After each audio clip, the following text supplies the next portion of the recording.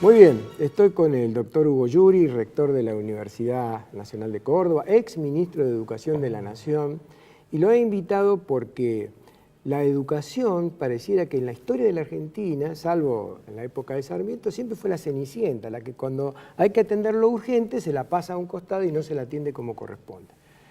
Gracias, Hugo, por venir al programa. No, gracias a vos. Un gusto tenerte acá. Bueno, ¿qué me puedes decir de este tema de cómo ves la educación hoy? La educación hoy, bueno, de nuevo, es una paradoja porque uno, como dices, todo el mundo dice, bueno, con la educación, hace falta la educación para resolver muchísimos de los problemas, es digamos, el camino corto hacia el avance social del país y también hacia el avance económico. Pero siempre se dice en las mesas de café, cuando llega el momento de una crisis económica, el primer lugar que se busca es sacar fondos es del área de la educación, porque no está entre los temas prioritarios del país, realmente prioritarios de la gente. Por supuesto que hay muchos problemas, la gente está preocupada por la inflación, por el dólar, por la desocupación, por el delito, por el narcotráfico, y sí, muchas de esas cosas mejorarían muchísimo con una mejor educación. Uno no tiene que ser pretencioso de que esté en el primer lugar de las preocupaciones de la gente, pero en algún momento debería estarlo porque, sobre todo hoy en esta época de la comunicación, de los focus group, etcétera, mucho de las personalidades políticas siguen la tendencia de lo que la gente quiere y le interesa.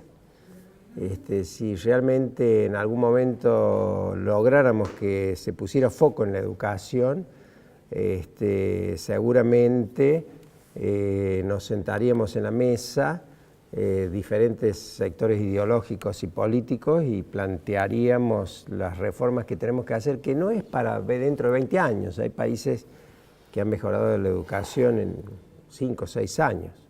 Países pobrísimos como Vietnam, después de una guerra, están mucho mejor que nosotros, que las escuelas de élite nuestras, los sectores socioeconómicamente más bajos de Vietnam, tienen mejores resultados en ciencias y en matemáticas que nosotros.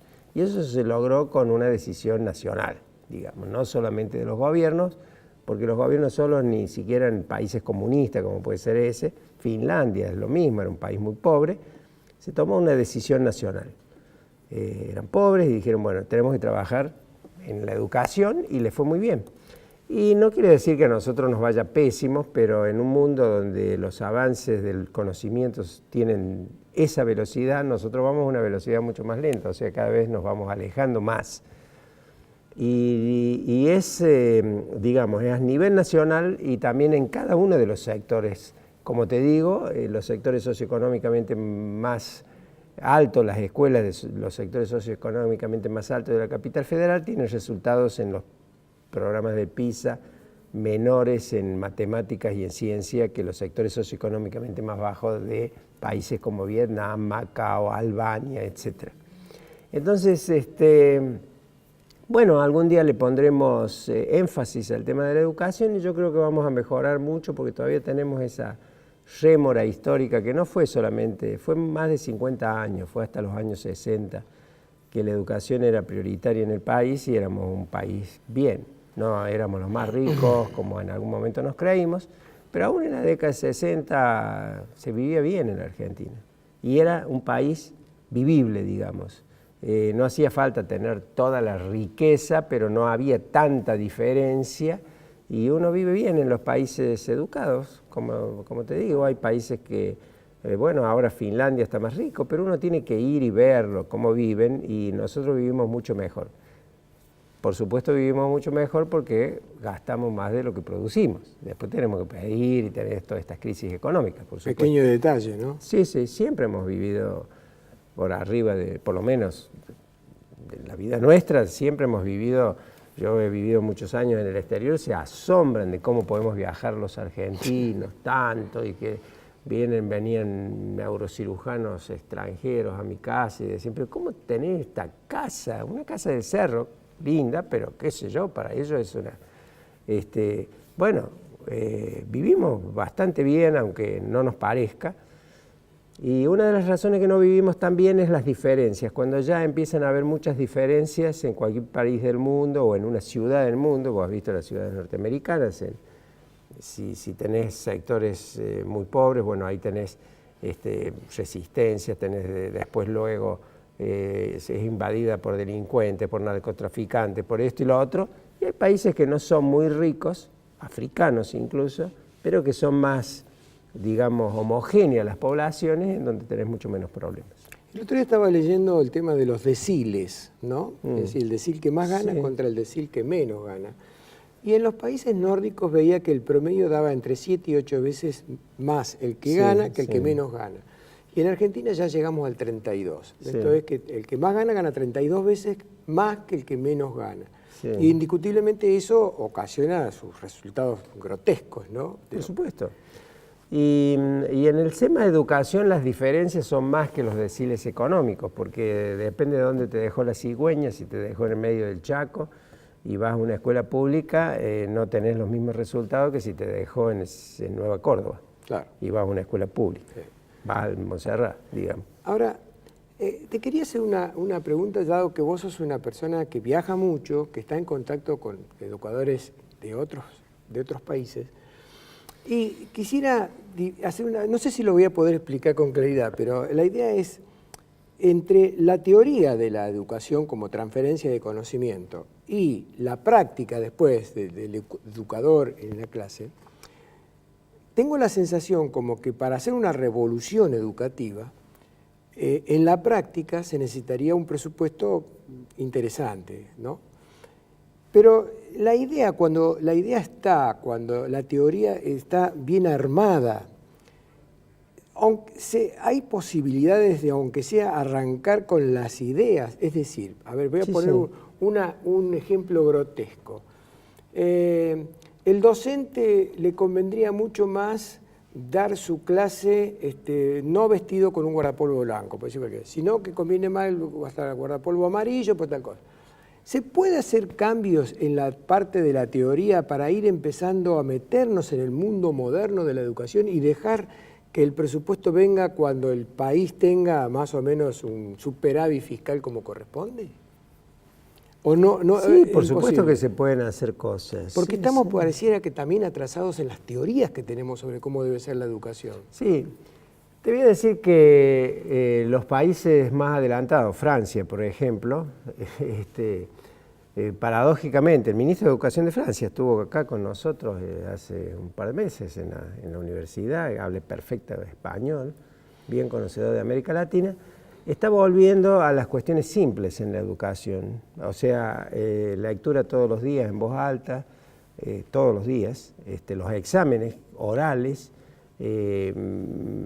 mucha matemática, cuestiones básicas en la escuela, no tantas materias, clases con menos alumnos, mucho menos, sobre todo en las regiones más vulnerables, 15 alumnos en vez de 30, y la inversión está en eso, está en los recursos humanos, en los docentes, ¿no? En 70 millones de computadoras y cosas por el estilo.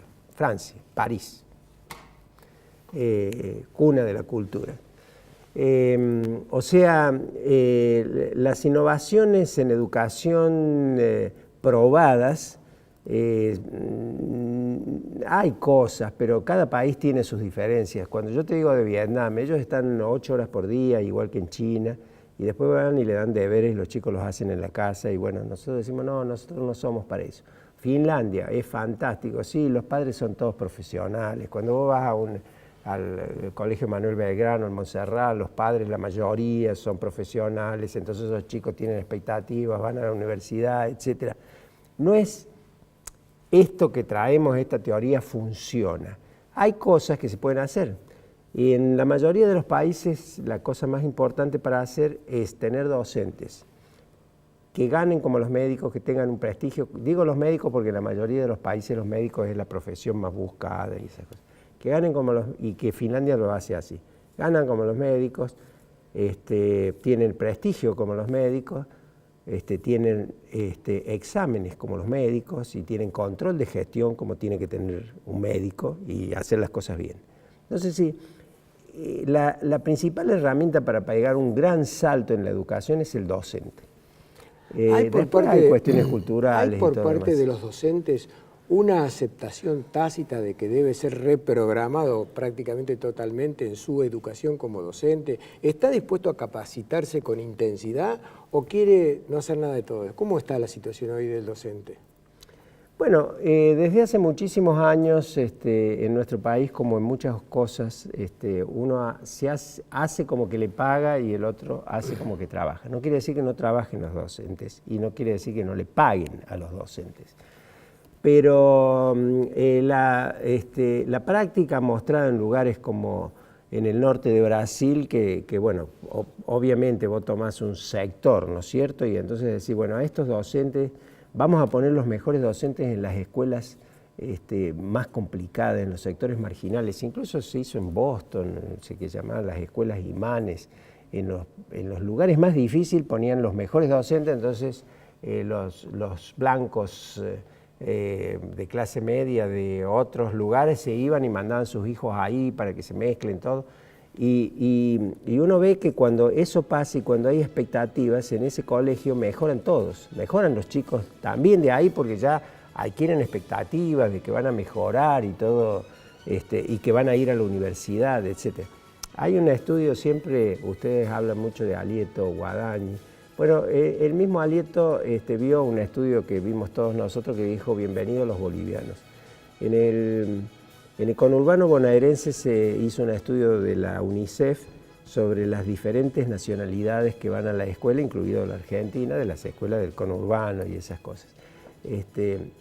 Los que más van a clase, que menos clases pierden, los que más van los padres a la escuela, los que más quieren ir a la universidad y los que más van a la universidad es la comunidad boliviana, mucho más adelante que la argentina, y uruguaya y chilena y qué sé yo, de la zona.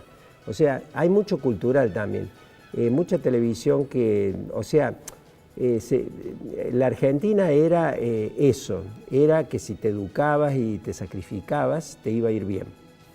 Ahora, después salió Isidorito Cañones, que hay que ser vivo, heredar y qué sé yo cuántas cosas. Bueno, nadie sabe quién es Isidorito Cañones, me vos dicen sí. que se nos terminó el bloque, pero todo eso se va a solucionar si gana Marcelo Tinelli las elecciones para presidente. Sí, ahí está. Un presidente bien mediático.